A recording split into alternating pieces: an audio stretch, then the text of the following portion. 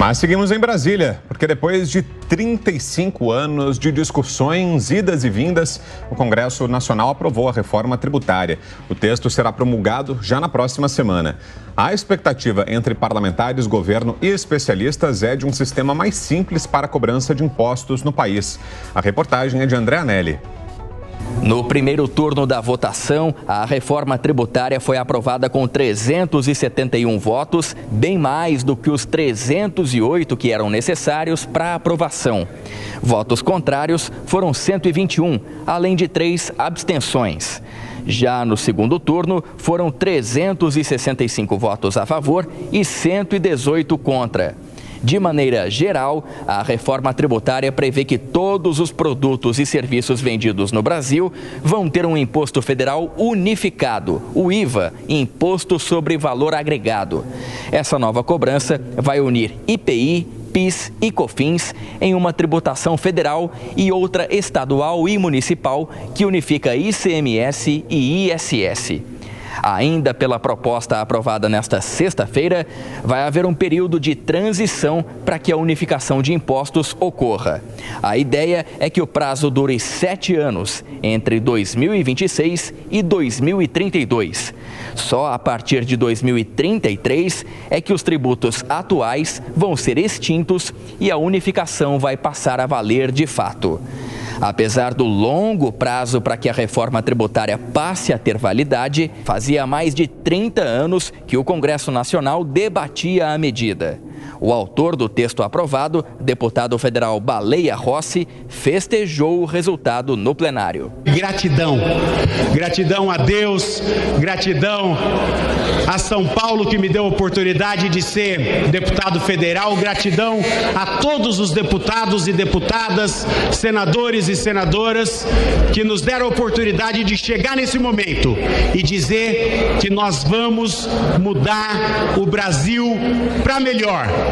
Com a reforma tributária, com o crescimento econômico e com um futuro melhor para todos os brasileiros.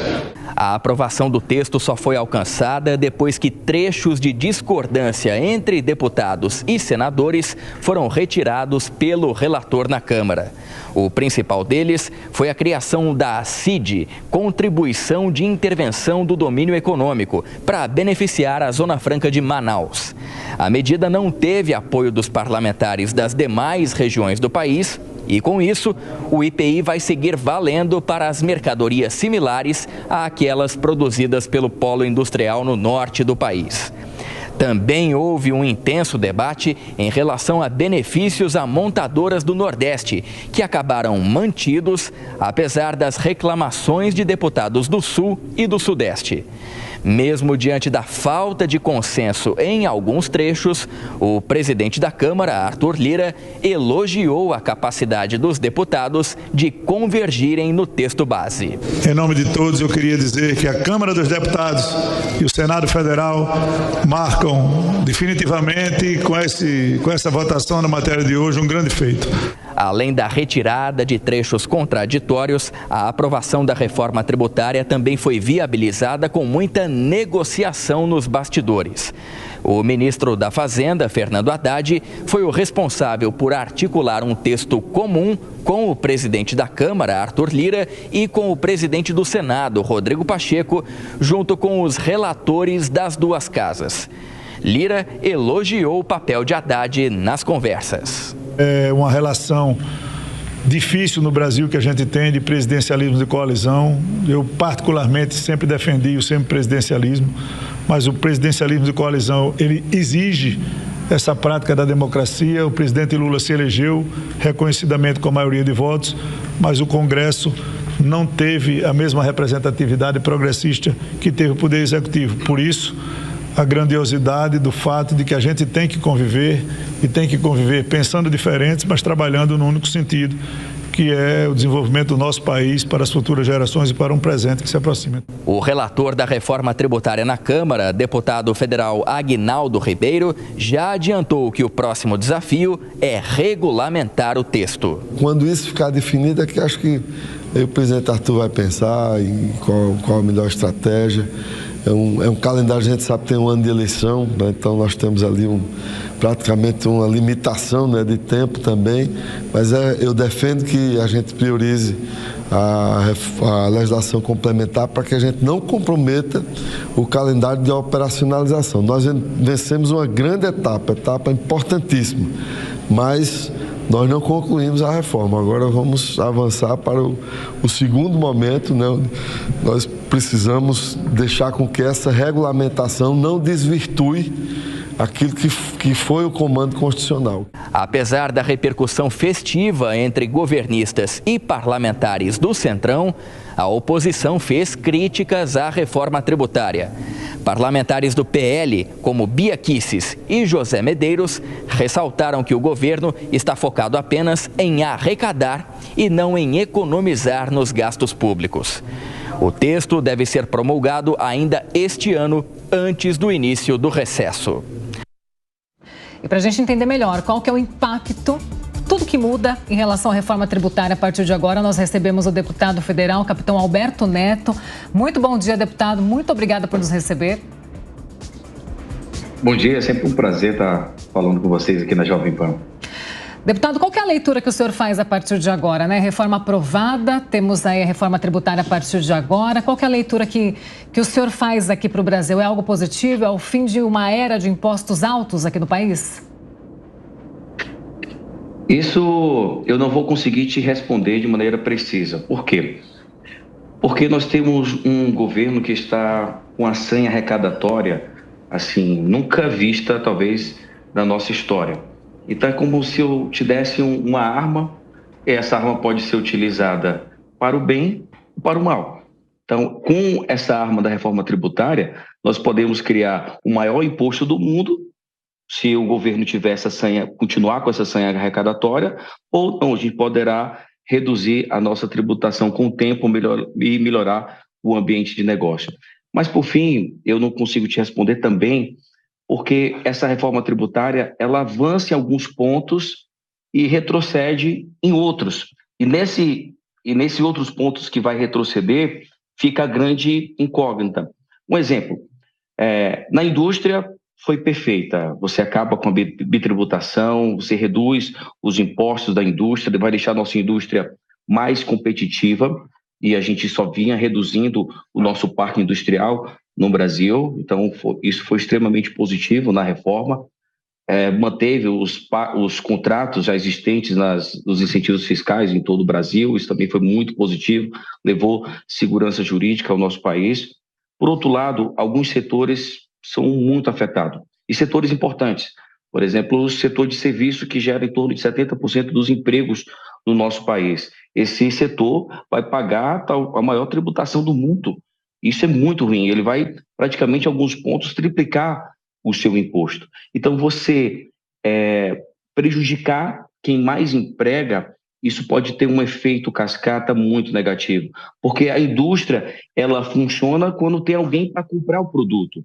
Então, a gente precisa de trabalhadores trabalhando com renda para poder comprar os produtos, e aí a indústria fabrica esses produtos para distribuir no nosso Brasil, ou então ser competitiva no mundo globalizado. Se a gente não tem uma economia crescente, a indústria também deixa de fazer sentido.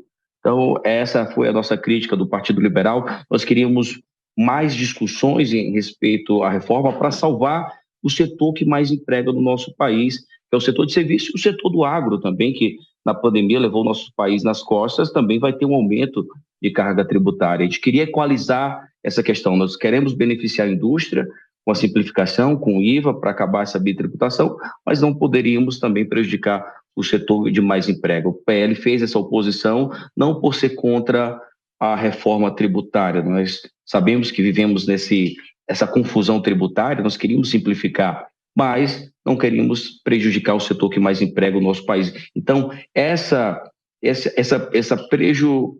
esse ponto que prejudicou o setor de serviços, e fica a grande incógnita se não vai prejudicar toda a reforma tributária e o crescimento econômico do nosso país.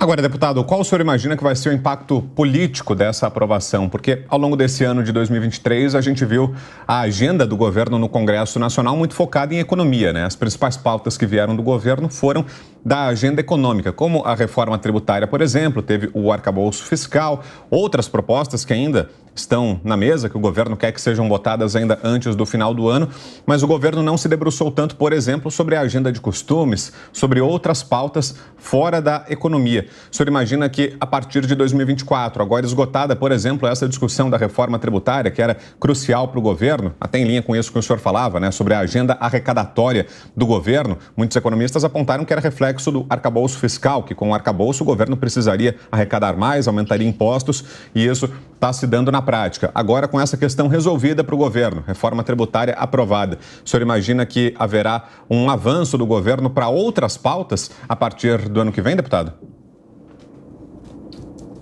Vejo que o governo está patinando em relação a fazer o ajuste fiscal no nosso país.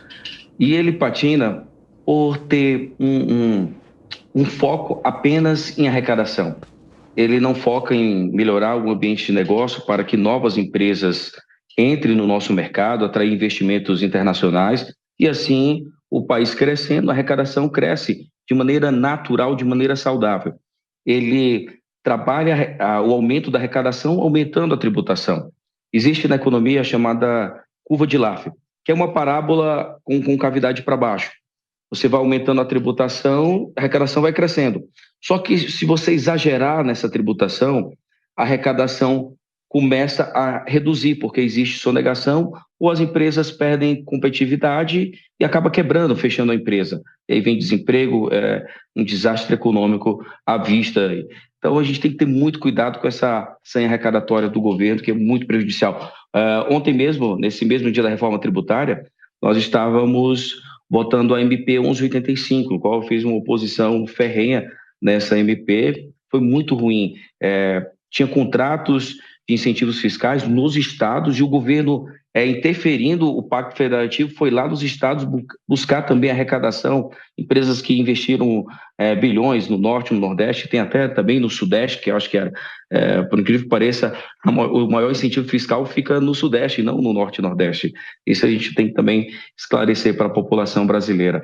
Então, a nossa preocupação é que essa senha arrecadatória continue prejudicando a economia, o ambiente de negócio. E a reforma tributária é um sinal positivo para a indústria, mas se a gente não utilizar ela de maneira sábia, procurando reduzir os impostos para a nossa população, para que nossa empresa, nossa indústria se torne competitiva, não só no Brasil, mas a nível mundial, isso vai ser muito ruim. Nós temos que aproveitar esse momento favorável que o nosso país vive, geopolítico, porque a Europa em guerra, a Ásia com preocupações de China, com Taiwan, também um momento muito tenso. Então, tem muitas indústrias relocando os seus parques industriais, procurando o mercado consumidor mais próximo. E o Brasil é um dos maiores mercados consumidores do mundo, é muito estratégico. Então, tem muitas indústrias que querem vir aqui para o Brasil para produzir no Brasil e vender para a China. Então, a gente não pode perder esse momento. A gente precisa reduzir a nossa tributação, reduzir a burocracia do nosso país para que a gente traga investimento e volte a crescer, mas um crescimento de verdade, não aquele voo de galinha que nós tanto estamos acostumados. Com certeza, deputado federal Capitão Alberto Neto, muito obrigada pela participação aqui no Jornal da Manhã de hoje, falando sobre a aprovação do texto da reforma tributária. A gente te aguarda aqui mais vezes. Eu que agradeço, é sempre um prazer estar na Jovem Pan. Até.